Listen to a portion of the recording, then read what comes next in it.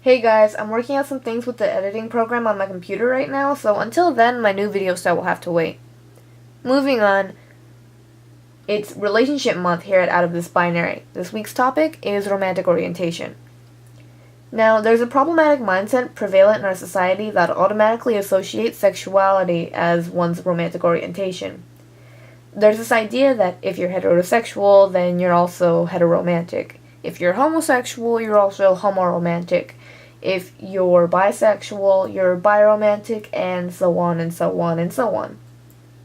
It's this idea that you can't have one without the other, or more like your sexual orientation is used to describe both.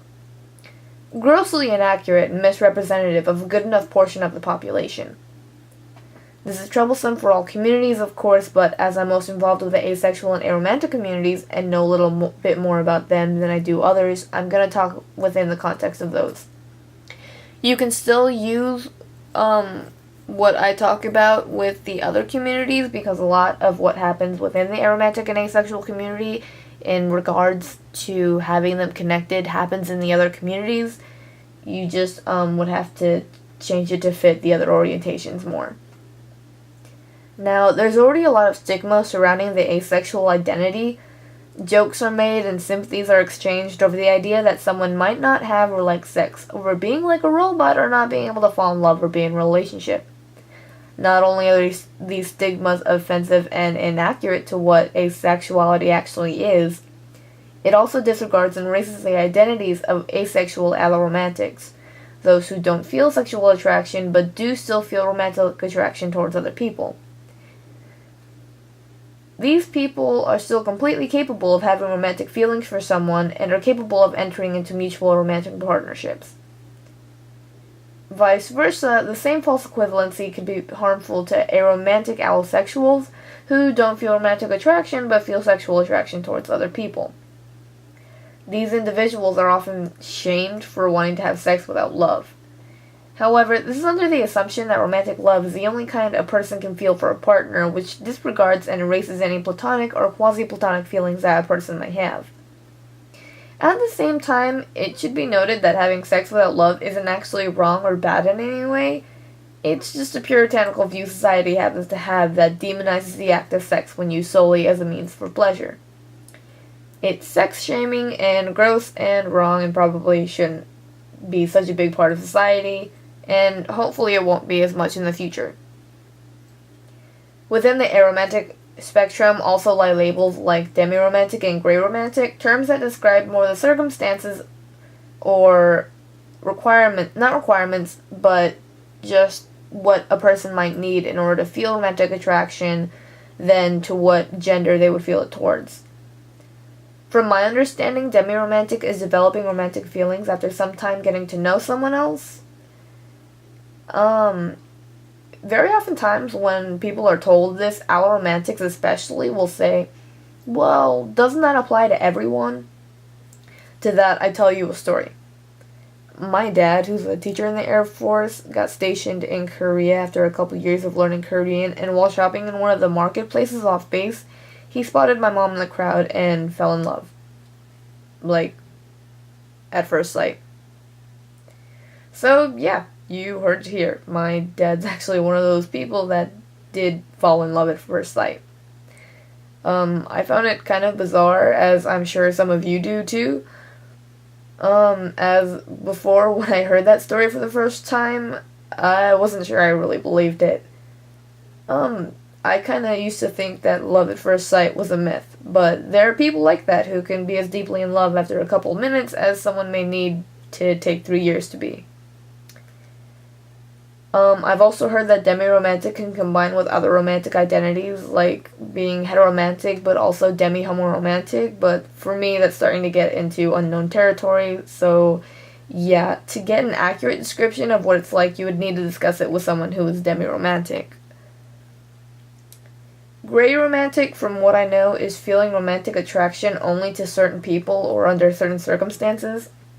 However, I've also seen it used as an umbrella term for orientations in between aromantic and aromantic.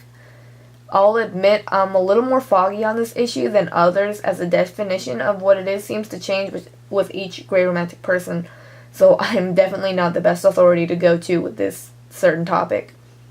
The best bet on getting a good idea of what being grayromantic means would be to ask someone who is grayromantic. I would actually suggest maybe talking to a couple of people who are grayromantic, because, as I've mentioned before, the idea behind the label seems to change with each person. It seems to be a very individualized orientation, which is, pretty great. Sorry if I botched that up. I'm not an expert or anything. And now, because I'm an asexual aromantic, I wanted to talk about aromanticism as an orientation. For a good amount of time, I acknowledged that I didn't, and most likely would never fall in love with another person. I've personally come to terms with that, and am okay with where I am with my orientation, but when I tell others about myself, especially if they're outside of the Mogai community, the things that I say are met with disbelief, and a lot of them happen to chime in with choruses of, "Aw, don't say that, you'll find somebody." Except I won't, because I don't want to.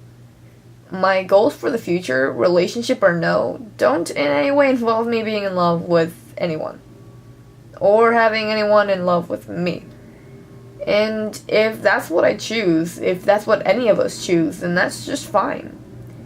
But falling in love has become such an overblown part of our culture and society that saying no to love is just not put out there as an option.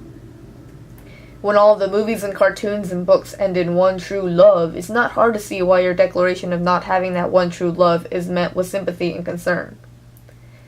A declaration devoid of romantic love is seen more like a declaration of low self-esteem instead of one denying the idea that romantic love has to be felt in order to be complete.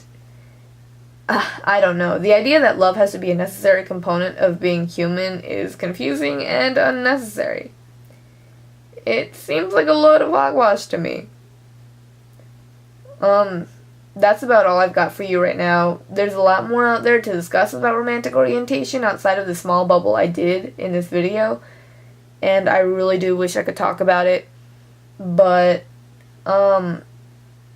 it's getting late, and I probably wouldn't be able to accurately cover it at all anyway, since I'm only really a member of the asexual and aromantic communities. In fact, I feel a little wary talking about the demiromantic and grayromantic community as well.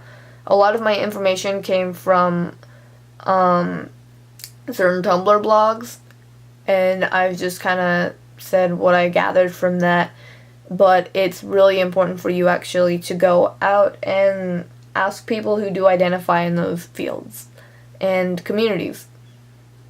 Hopefully you guys will be motivated enough to do that, because it's great to find out more about this subject.